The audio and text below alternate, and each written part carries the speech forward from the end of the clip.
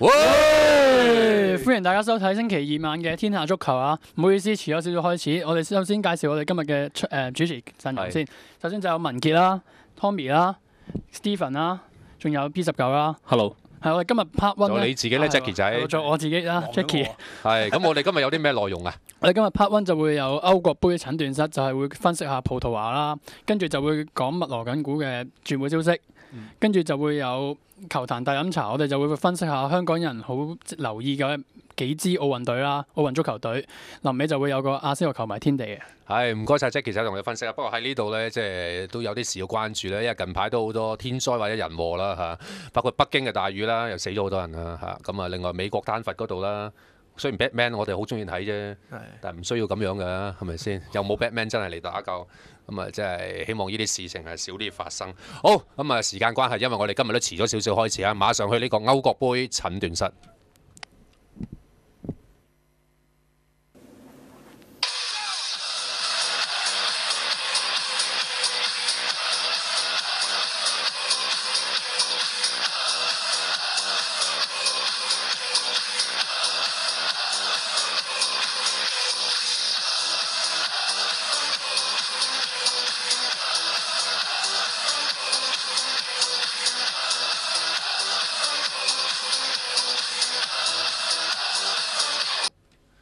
好，咁啊嚟到歐國杯診斷室啦。今集咧，我哋短短地講嘅呢個葡萄牙嚇，葡萄牙今屆俾到人哋大家講應該係相當之驚喜嘅情況啦嚇。除咗話你話第一場輸咗俾德國0-1，其實嗰場波大家都認為一致認同係應該起碼攞1分嘅。另外對西班牙嗰場啦，打到去射12碼先輸，亦都逼到西班牙成為咗今屆唯一一場冇入球嘅賽事啊嚇。Stephen， 我見你猛咁岌頭，係咪你都好認同或者葡萄牙俾到你最大嘅感覺啊？嗰個所謂嘅驚喜嘅地方喺邊度？嗱，咁如果葡萄牙其實葡萄牙自從轉咗保羅賓道做領隊之後啦，咁咧其實佢由啱啱歐洲國家杯之前嘅熱身賽輸咗鑊大鑊之後，其實我哋會見到第一場佢對住德國隊，其實佢做嘅中場組織上同埋嘅後防攔截上，其實都會緊密咗好多嘅。即係佢就唔會好似以前基洛斯嗰種咧，即係可以夠膽死4-4同塞浦路斯嗰場波都可以整出嚟，即係防守能力會增強咗好多。即係唔係咁大上大落啦。冇錯。不過基洛斯個領隊都係好奇怪，佢永遠都係收歸於人後咧。嗰個俾人哋讚揚或者俾人哋睇到好嘅地方會大過係真係自己一個人企出嚟擔大旗做領隊啊！冇錯，佢其實嗱咁講啦，基洛斯其實覺得嗰種係冇乜壓場能力嗰種嘅教練啦，咁反而保羅賓道就會有呢一種鐵腕式管治啦，我會覺得，因為佢自從即係可能係同保森華啦、卡華路有拗撬之後，用咗呢一班人，反而其實仲會感覺上係控制到個更衣室咯，我會相信係。咁啊，祖羅賓道其實係睇好多嘅球評家嚟講，都話係被譽為近代或者喺葡萄牙係真係幾出色嘅一個即係教練啦。咁啊，好多人都形容咧，即係呢個葡萄牙嘅即係中場或者後防線咧，喺呢季咧打得真係特別出色啊！即係喺呢一個歐國杯入邊，咁啊，尤其是喺中場嗰3個球員咧，莫天奴、美利拉斯加埋阿華朗素，咁啊呢3個球員夾埋做到嘅攔截咧，可以話係成個歐洲入邊咧，即係嗰個攔截成功率最高嘅一個。而且每一個人都知道自己要做嘅工作係喺球場上度，係即係全能性好足夠啦。咁啊，又咪係呢3個球員其實成名嘅時間都幾早，喺早喺02年嘅時候，其實咧華朗素同埋莫天奴已經係有入選呢個即係歐國杯嘅大軍名單。當時當然有阿迪高啊、雷科斯特嗰啲喺度啦，就未到佢踢。咁啊，去到而家呢一刻咧，終於10年之後咧就成長咗啦。咁啊，所以喺呢個觀感上面，呢場中場線嘅經驗有埋出嚟咧，好明顯咧見到呢個轉變係幾大。咁啊，令到其實葡萄牙嗰個中場線嘅實力啊，防守進攻幾強。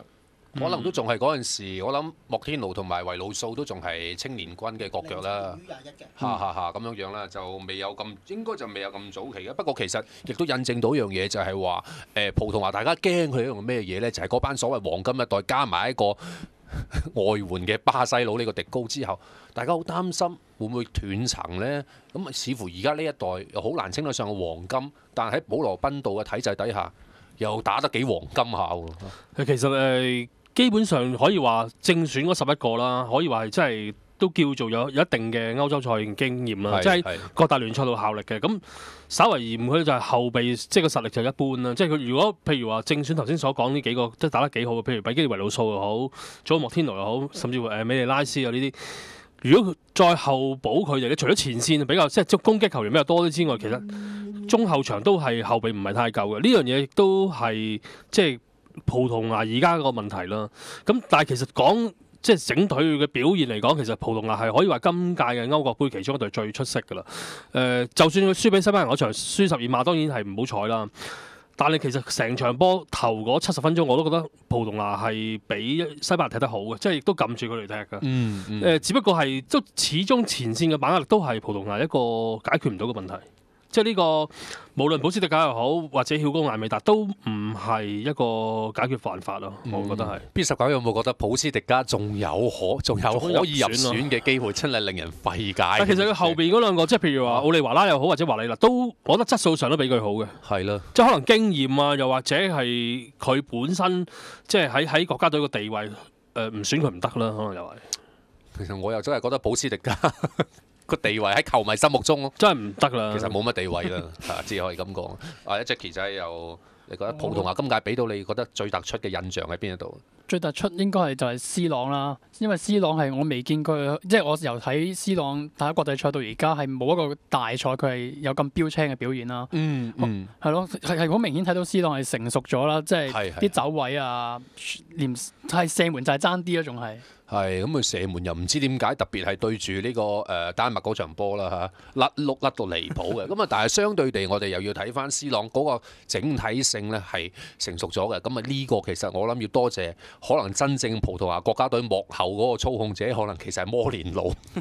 我哋要睇翻呢一樣嘢，而家真係唔奇嘅。你有啲嘢佢哋點樣針掂咗？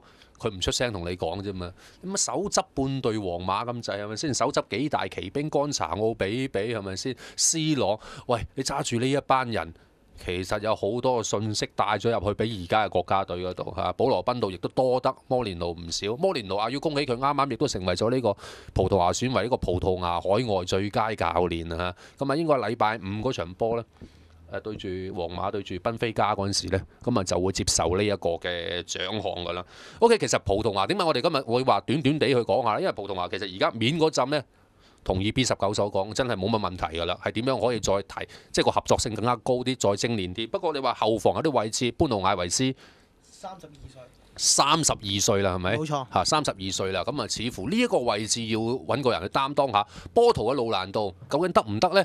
睇落去。你喺歐洲球會級嘅賽事又唔係話真係高得咁緊要，除非佢去到 AC 米蘭啦。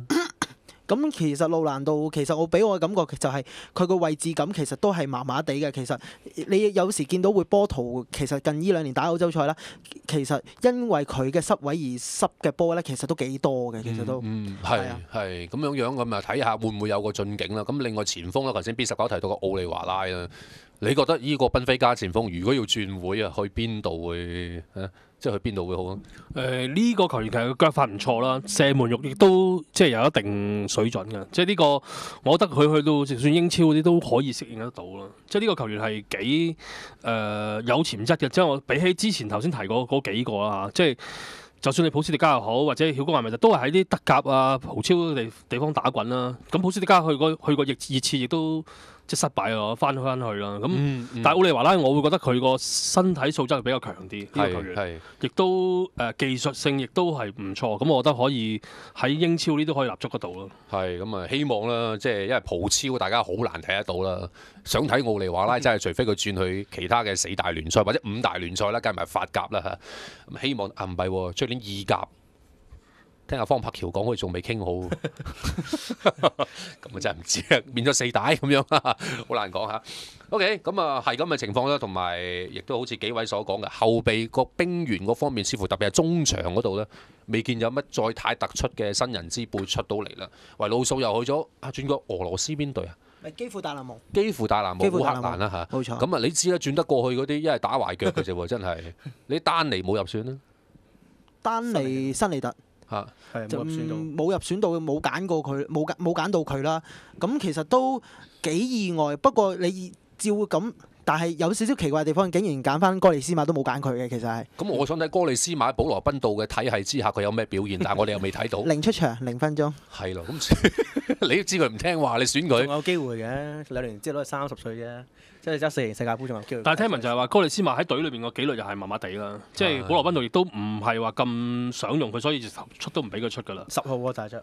着10號唔一定有得踢嘅，咁就咁象徵意義。頭先講到個斯朗拿度啦，其實焦點都係佢啦，成隊波。咁其實頭2場都係唔係冇表現，但係都係冇入波，一路都俾人即係覺得哇大賽都係唔掂嘅，都係唔掂嘅。但係去到後尾真係攞翻信心，我覺得呢樣嘢，我覺得佢係進步咗。除咗話即係心理質素係好咗之外，亦都沉着咗啦，即係覺得佢踢波。咁啊呢個係我覺得開始大熟大用啦，佢真係。即係雖然都用咗好耐啦。明白，咁樣樣咧，亦都讀一讀啲聽眾嘅留言啦。呢個時候，阿紅魔仔嗰2句我幾認同嘅，就係話葡萄牙世界盃啊、16強出局啊，或者歐國杯出局咧，都係好不幸地遇上西班牙嘅。咁啊冇辦法，點都係西班牙高少少。咁佢亦都話到咧，比較少人講嘅咧，仲有個右閘啊，祖華彭利拿係啊，呢個係啱啊，即係你講得好好啊。咁啊真係幾好波㗎，防守穩健之餘咧，助攻亦佳，甚至乎對荷蘭嗰場波質俾 C 朗嘅嗰個短傳。呢啲係中場派10號做嘅嘢嚟嘅啫嘛，做乜佢右後防做嘅？巴西唔通係巴西人嚟嘅？OK， 咁啊紅魔仔都比較即係嚇慧眼心水清啊嚇，真係睇佢仲有冇第二批人嘅啫。咁啊而家嚟緊嗰啲所謂U21嗰啲又。佢睇睇嚟緊個表現啦，因為接班你話19啊17嗰啲又遠得滯係嘛，咁啊普通話真係得面嗰陣所講嘅嘢，我哋就係咁多，自求多福啦，希望 C 朗可以更加去到一個層次啦。好，咁啊呢個時候咧，我哋要講講第二個環節咧，就係呢個發放呢個轉會消息嘅密鑼緊鼓。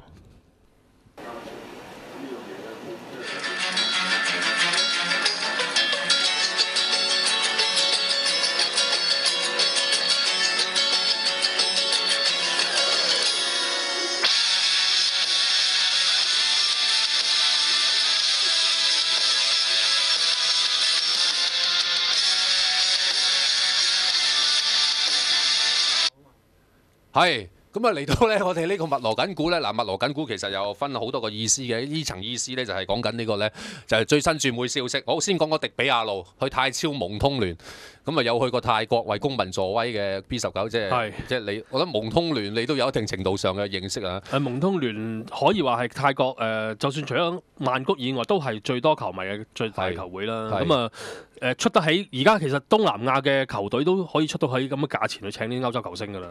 我有冇感覺即係500萬歐元嘅年薪，即係講緊即係連東南亞嘅泰國都可以咁樣做。咁啊始終外國嗱，即係咁講啊，東南亞佢哋個 marketing 係做得好好嘅，即係亦都好多球迷嘅，即係佢哋銷售佢哋嘅產品又好，又或者係門票嘅收入都係相當之唔錯。咁加上佢哋打亞冠亦都有錢啦。咁即係呢樣嘢係即係香港又恨都恨唔到㗎啦，又係。係咯，啊 B19 明白我潛台詞想講咩？即係其實你睇下北望大人啊，南望呢個泰國都可以咁樣樣。即係香港叫做全亞洲區第一個職業足球嘅地區。唉，真係，所以咧，阿某根話齋話轉做業餘啦咁樣啫。雖然負氣少少，但係真係業餘嘅時候，我哋都叫東亞足球王國啊！咩事咧？啊，好慘啊！咁啊，AC 米蘭啦，咁啊，柯力利咧呢個領隊咧，咁啊賣走咗2件之後咧，咁啊俾啲球迷就唔關佢事嘅嚇。就路祭啦，路祭 AC 米蘭啊，話死得啦！我哋捧咗咁多年最衰呢一屆，咁但係佢其實咧都落晒 order 話要想引入幾個球員㗎啦，包括咗咧有個比較冷門少少嘅，嚟自呢個蒙彼利埃啊，上屆法甲冠軍嘅呢個中堅啦，有呢個中非共和國同埋法國嘅雙重國籍嘅球員，現年23歲嘅呢個中堅麥比華啦嚇，咁你當佢一個非洲中堅啦。咁啊呢一個麥比華會唔會可以代替到泰亞高斯華咧？就要買咗佢過嚟先知，因為傳聞蒙彼利埃個主席就話賣俾佢幾錢呢？佢點講呢？佢就話：你賣俾人哋泰亞高斯華幾錢嘅，咁你買我哋麥比華，咪收翻你同樣嘅價錢咯。哇！即係玩嘢啫。咁做咩要買咧？咁樣係啊，咁做咩要買咧？做咩要賣係嘛？係咁啊係啊，做咩要賣咧？咁啊，同埋我諗緊，喂 B19會唔會恰佢咧？恰 AC 米蘭咧？咁你如果你蒙彼利埃，你賣個基奧特俾阿仙奴1200，唔係咁佢講下嘅啫，即係佢每個球員嘅合約佢都有個即係解約嘅條款嘅，咁點會賣到4000萬啦？冇可能嘅呢個。不過即係如果蒙彼利埃即係賣啦，睇下幾多錢嘅啫。咁但係蒙彼利埃即係咁拆骨法咧，我諗佢出年踢歐聯都即係好問水㗎啦，真係呢度。咁啊，回應翻阿 KK0083就話，畢特同基士文都係嘅，即係我以我哋香港球壇嚟講，都係等於即係或者蒙通聯請到迪比亞路咁啦，我都認同嘅。不過喂，迪比亞路上屆嗰個表現都仲好出色啦。同埋佢呢兩個同迪比亞路嗰個年薪就爭得遠咯。同埋整體上大家當 fit 時候嘅級數，亦都不能夠比較啦。係絕對係啦。法格拿啦，好似有啲陌生嘅呢個名字啊，嚟自巴西華斯高嘅呢個中堅咧，咁啊就係俾呢個和夫斯堡咧，就幾乎差唔多咧，應該傾得成㗎啦。咁啊，和夫斯堡主席咧，主席話人哋咧華斯高嗰度咧就應該會走㗎啦，咁樣樣，我唔知佢憑咩講呢番説話啦？點解唔係華斯高個領隊出嚟講，唔係個主席出嚟講咧？AC 米蘭嗰邊咧繼續密密簽啦，除咗話呢個麥比華啦嚇，要用天價先收購到咧，喺祖雲達斯佢都想叫一個球員啊，1200萬歐元嘅就係呢個馬安迪里。呢個上季被譽為入得唔少波，但係同樣地係浪費機會，亦都好多嘅一個前鋒。大家有睇意甲都睇過佢嘅波啦，去到 AC 米蘭似乎唔係 AC 米蘭心目中嗰種真係升級代替品喎。佢就比較即係門前把握機會主義者嗰隻啦，但係我睇佢個質素亦都一般嘅，即係我睇過幾次祖雲達斯佢個表現都唔係話真係可以帶得起隊波，又或者係一個領袖級人物咯，即係始終都係一啲配角角色咯，我覺得係。咁啊，呢個迪史特路啦，呢個意大利嘅年青前鋒啦，咁啊亦都會轉過羅馬啦，話幾十個小時之內就會轉過去㗎啦，即係我今日睇到嘅翻譯新聞啦嚇，咁啊但係話祖雲達斯又想截殺，而家祖雲達斯不單止要人，仲要專截人哋要嘅人啊！搶埋你嗰啲啊，所以驚你勁啊嘛！咁唔好叫斑馬兵團啦，叫攔路馬兵團咁樣。搶馬咯，或者係淨係搶人哋嗰啲。開心啦！咁啊，阿仙奴就同高斯爾尼續約㗎啦。咁啊，續約嘅年期冇講幾多，但係應該據聞都起碼去到2017年啦。好，呢單嘢又要同阿 B19傾傾先。丹普斯上個禮拜話好有機會轉去利記，跟住又話留嘅。富咸個主席亦都出嚟澄清，但係而家再新一波就係話用查理亞當去換。其實丹普斯係走緊㗎啦，即係佢自己都表明咗要走，同埋佢嘅合約都剩翻1年嘅啫。咁以29歲嘅年齡嚟講，其實都唔細啦，即係有價錢就好賣。佢舊年的確佢喺英超表現亦都好好啦。咁即係入球亦都係全英超第4啦，即係平排第4啦。咁但係如果去到1000萬磅咧，就的確係貴咗少少啦。咁我會覺得除咗話羅渣士係覺得佢啱用之外，亦都考慮到佢係美國人啦。咁美國老闆、美國贊助商咁簽翻美國人好正路啊。咁查理亞當，我覺得佢都唔會用㗎啦，即係。睇翻佢第一場熱身賽，查理亞當都踢咗一陣就換咗出嚟啦。咁我會覺得用查理亞當，即係可能仲要補多少少錢先換到單位先，因為始終人哋冇話要你查理亞當㗎嘛，即係都會係。但係呢個 deal 我覺得都會做㗎咯。都合理有用係咪？有用嘅 OK 嘅。OK 好，咁啊呢個迪洛費烏啦，呢個人個名正式個官方中文廣東話譯名係邊個都未定到。迪洛費烏就係呢個巴塞隆拿嘅青訓小將，啱啱幫西班牙 U19攞咗呢個好，亦都咧傳聞咧就利記咧仲有隊爭嘅就係 QPR 昆士柏流浪咧，咁啊兩隊想爭呢個巴塞青訓前鋒。呢個係巴塞 B 隊嘅神射手嚟㗎嘛，打中場嘅呢個都幾好波嘅呢個白人球員。話就話佢個身價唔平，而家好似聽聞利物浦就話出大概750萬磅想買佢翻嚟，但係應該未必肯放俾佢咯。我都覺得嚇，即係除非我 trigger 到佢合約裏邊有啲咩條款係話佢先俾你咯，即係一定要去到幾多錢，一定要俾佢走。如果唔係，我覺得巴塞唔會，因為佢舊年都喺A 隊都有2次後備上陣。係啊，咁啊呢個同埋啱啱新上任嘅領隊啦、教練啦、拉洛華啦，咁亦都係即係自家青訓。喺同班青年球員相處熟噶嘛，即係一上位嘅時候，我諗俾希望人哋好過鼓勵佢離隊啦。不過問題就係巴塞太多人啦，即係呢啲咁嘅僆仔真係實在太多，又太老嗰啲都未用晒係咪？都未用得晒，咁啊放緊1-2件都未嘗不可嘅。咁啊睇下啦，咁啊依個人嘅波路又應該啱利記，或者應該話啱羅渣士嘅口味啊。好啦，咁帕拿積啦，亦都去咗呢個士砵亭啦。咁啊當日高調由川迪去咗呢個拜仁慕尼黑，點知？海倫芬係嘛？係啱。仲要補錢過去嘅。係啦，佢自己自掏腰包嗰隻喎，所講緊補錢啊，補咗70零萬歐元喎嚇。咁啊結果咧，咁啊去呢個拜仁慕尼黑嗰度咧，就似乎個表現都係唔上落。雲哥爾旗下咧，其實都作為一個工兵營嚟講咧，即係多功能性工兵咧，其實都有上陣機會。但係自從希利基斯上任咗之後咧，其實就上陣機會好少啦已經。尤其是佢之前有個機會係打左閘嘅，但係之後拜仁已經揾咗阿利巴去打呢個位，變咗佢上陣嘅機會係好少，倒不如走咗去算啦。咁啊啱啊！老實講啊，喺雲高爾底下嘅拜仁慕尼黑最冤枉嗰個就係包夫希特啦，又係佢要揾翻嚟嘅呢個荷蘭球員啊，而家都。而家仲喺荷芬咸嘅。唉，真係唔知揾埋做乜。咁啊，去紐約紅牛嗰位係卡爾，會唔會覺得意外呢？其實我唔係好明點解愛華頓會放走佢咯，因為其實前線喺前邊啦，卡爾係一個好大嘅作用啦。無論佢其實佢係好身高唔係高，但係佢頭槌真係好好啊。佢啲步位係好好嘅。愛華頓好多時嗰啲入球都係要靠佢報個靚位，啲角球啊、死球嚟頂入㗎。但係呢個都幾耐之前嘅歷史嚟㗎啦。其實即係卡爾係我自己個人認為咧，卡爾即係其實上季見咗底㗎啦。即係我覺得佢即係時候都要諗一諗自己出路，同埋加上其實愛華頓中場真係出到嚟嘅球員真係唔少。而家好多時候將費蘭尼移前少少啦，或者後邊有洛迪維爾啦。即係我相信若然即係愛華頓肯真係有翻個前鋒嘅話咧，卡爾下一年咧其實就真係有上陣嘅機會，應該就會少啲咯。即係佢走應該都即係揾翻筆錢都合理嘅。係傷患以及佢國家打體能嘅波，隨住年紀大咧，都已經唔係話即係搶點嘅話，其實係 Tommy 仔講得好好嘅，就係話上屆愛華頓呢方面已經個威力已經弱咗啦。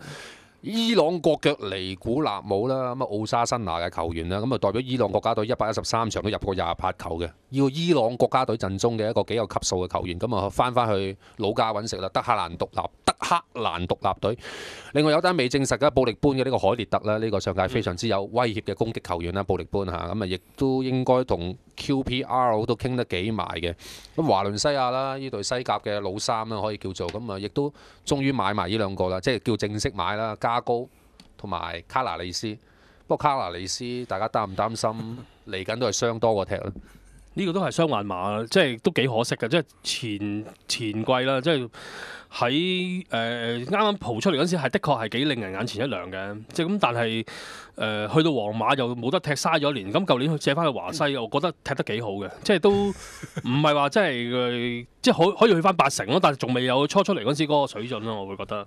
咁我覺得佢如果佢即係正常唔會點傷咧，應該都仲有啲前途嘅呢個球員。好 OK， 咁啊睇點啦嚇。咁啊另外一單咧就未轉會嘅，不過都想同大家講一講啊，就好想去走啊。摩連奴咧好想卡卡走，甚至乎今日睇一啲外電嘅報道就係同佢講啊，直情同埋呢個新哲士啦，咁啊佢係副領隊啦，咁啊亦都係同呢個卡卡講，你最好就轉會啦，即係琴日已經吹話1000萬都放佢走噶啦，但係你一定要鋸低啲人工先至得啊！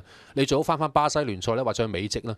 即係我覺得一個領隊咁斬釘截鐵咁樣同一個世界級球星去咁樣講嘢，都唔鼓勵佢留翻歐洲聯賽，係代表住啲咩嘢啊？大家覺得嚇？即係覺得佢唔掂啦，已經。係咯，真係可以用唔掂嚟形容佢噶咯喎！講緊呢個唔係一般球員，而係卡卡喎。咁我諗佢係少許出口術嘅啫。咁如果以卡卡咁嘅級數或者咁能力，就算佢翻其他歐洲嘅球隊，我覺得都仲係有可為嘅。不過問題係，即係如果佢唔肯減人工，基本上佢走唔到噶啦。即係喺度坐到合約期完為止噶啦。我相信都係1年剩翻。係咯，咁。冇辦法㗎啦，咁但係如果咁就等於人才兩失㗎啦嘛。咁為咗要攞翻少少錢，咁咪叫佢減人工，快啲掃咗佢走，攞翻多少轉會費咁解嘅啫。轉型啦，卡卡一係即係叫卡卡咧，即係之前踢嗰個位咧，即係消耗體力啊，跑得多，好大。不如嘗試下轉型啊，好似即係好多人球員都轉型成功過啊，傑斯啊、拿神等等都轉型成功過。不如就試下轉型派牌啦，咁可能自己球齡即係球命嘅，即係球齡年齡層會即係提升咗，希望可以踢得多幾年歐洲大。但係佢而家冇機會俾佢出場，都想轉型都冇得轉型啦。咁買埋摩迪嗰啲翻嚟，根本上都冇得踢㗎啦，覺得佢都係。咁啊，摩迪啊，陣間都仲要講少少嘅。咁啊，卡卡啦，講翻佢其實嚴格意義嚟講咧，都係一種派牌嘅球員。不過佢嗰啲咧係建基於佢嘅跑動能力。其實07年 AC 攞歐聯冠軍，靠嘅唔係唔係卡卡嗰啲好獨到嘅傳送，而係靠佢嘅跑動。咁一個球員靠跑動嘅，大家知道去到若干年紀咧都差唔多㗎啦，去到3張嘢都。咁卡卡能唔能夠轉型咧？即係如果純粹派牌，佢冇嗰家睇通戰局嘅伎倆噃。係，所以就要即係呢樣嘢係唔容易，係一個上咗年紀嘅人咧，即係上咗年紀嘅球員咧，去再學習嘅。但係即係如果要去即係令到自己嗰個踢波嘅時間再多啲咧，就真係好似傑斯咁樣啦，即係要真係要懂得利用自己嘅經驗啊、技術去幫隊友鋪橋搭路。唉，即係 Tommy 仔永遠講嘢都好有厚度嘅，由呢個迪馬提奧到而家都係，就係 OK。咁啊，另外頭先 B19提到個摩迪啦，咁啊熱刺嗰度已經扣咗佢2個禮拜人工啦。咁啊，因為佢缺練啦，即係以抵制話你唔俾我走。即係其實摩迪幾乎由加盟第一屆之後啊，屆屆都話有人買佢嘅，吹得最多就曼聯啦，咁啊有皇馬啦嚇，好多隊。其實熱刺都有晒心理準備嘅咧，佢哋呢啲咁嘅伎倆，每一屆嘅夏季嘅轉會消息又係咁吹，但係點今屆就掹到好行啦？罰款2個禮拜人工講緊幾多啊？8萬磅，即係周薪4萬磅就係原來摩迪。咁啊，梗係要走啦！以佢家波係咪先？咁啊，以佢初嚟嗰陣時，名氣未咁大啦，咁啊，即係人工未係咁高，咁都唔出奇嘅。但係其實舊年季初已經嗌住走啊，佢車路士，咁一路頭嗰幾場都唔俾佢出㗎啦，已經係。係啦。結果走嚟走去都走唔到，咁結果又留翻低，咁留翻低，但係又唔同佢傾合約嘅，咁只會年年都嗌走嘅啫。即係呢啲。尤其是喺打大賽，亦都有表現啦。今年喺歐洲國家杯亦都有好表現，咁更加一定會走啦呢啲。咁皇馬喎，就算你話人工低啲，佢都去啦。何況人工唔止呢個數啊？點會啊？佢點留得住佢啊？喂，4萬磅周薪，你講緊同爺爺托尼嗰啲，俾爺爺一個禮拜零頭都唔止啦。真係你走唔走啊？熱刺嚟嘅，你熱刺又去唔到20萬磅俾佢係嘛？但係如果過皇馬又唔同，留翻英超喎，係咪先？過緊皇馬講緊係世界上最強嘅2間球會之一喎，而家講緊係嚇。OK，咁啊今日嘅轉會消息就講到呢一度啊嘛，下一節翻嚟咧，我哋會同大家講下咧，即係頭先我睇到留言咧，有球迷話文傑會唔會講下5件事件啊，即係阿仙奴貨不對版嘅嘢咧，會講嘅啊，咁大家聽住啦。咁啊另外咧亦都會講下奧運足球啊，殺到埋身啊，轉頭就